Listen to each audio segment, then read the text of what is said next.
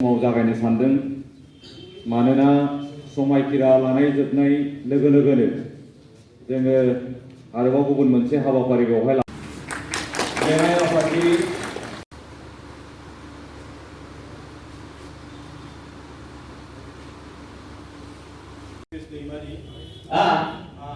दिनै इं अक्ट'खालि इसोरखौ साखि दोननानै क'क्राझार जिल्ला दुलाराय बर' फरायसा आफादगिरि नि बिबानखौ आबुङै बानलांनायनि सतबांसा लायो आरो दुलाराय बर' फरायसा आफादनि संबिजिर आरो गौथुमारि आब्रुथिखौ मानिनानै हाबा मावनो समायखिरा लायो। इं अक्ट'खालि इसोरखौ साखि दोननानै क'क्राझार जिल्ला दुलाराय बर' फरायसा आफादनि बिबानखौ आबुङै बानलांनायनि सतबांसा लायो आरो दुलाराय बर' फरायसा आफादनि संबिजिर आरो गौथुमारि आब्रुथिखौ मानिनानै हाबा मावनो समायखिरा लायो।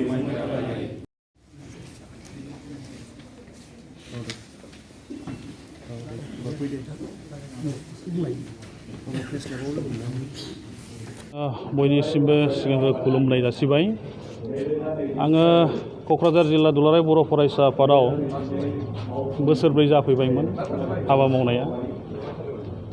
दा बे समाव आङो बेखौनो बुंनो सानदों जे आङो क'क्राझार जिल्ला दुलाराय बर' फरायसा आफादनि आफादगिरि हिसाबै जागोन आं बेखौ सानाखैमोन।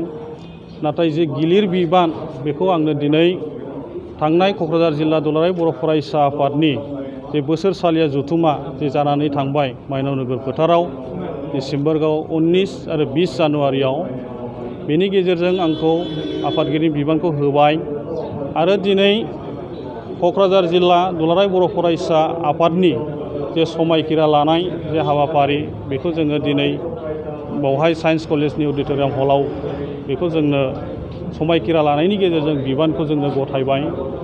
आङो बेखौनो सानदों आरो आंनाव मोनसे गिखांनायसो फैदों जे क'क्राझार जिल्ला दुलाराय बर' फरायसा आफादनि गिलिर बिबानखौ आङो 2 बोसोराव जे मावलांनांगौ आङो बेखौ लानानै गोसोआव मोनसेल' थि खालामनानै लादों जे क'क्राझार जिल्लानि बर'फोरजों लोगोसे गुबुन हारिनि जे बोसोनफोरखौ लानानै फैबाय थानाय समाव जे बर'फोरनि जे समस्याफोर जे सोलोंथाइनि समस्या समाजनि जे समस्याफोर दङ बै समाजफोरनि समस्या गासैखौबो गोग्गो खालामनो थाखाय आंनो जोंनि ओनसोलनि बर' रायजो राजाफोरनि सुबुरुन नांगोन।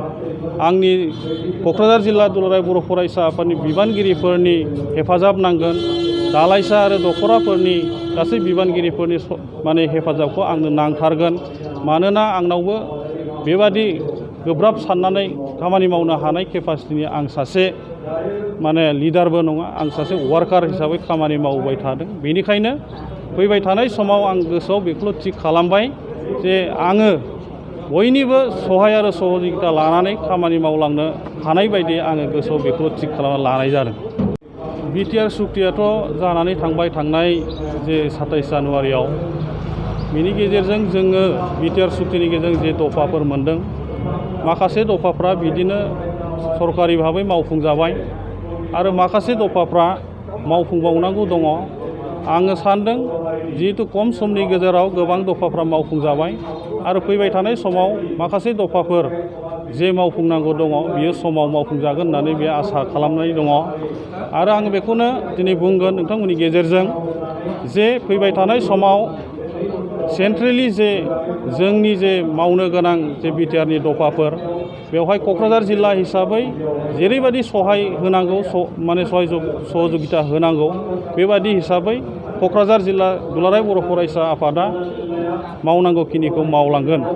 आरो सोलोंथाइनि जे बाथ्रा सोलोंथाइयाव गोबां जेंना दङ, फोरोंगिरिफोरनि जेंना। दिनै सेपारेट डिरेक्टरा जाबाय।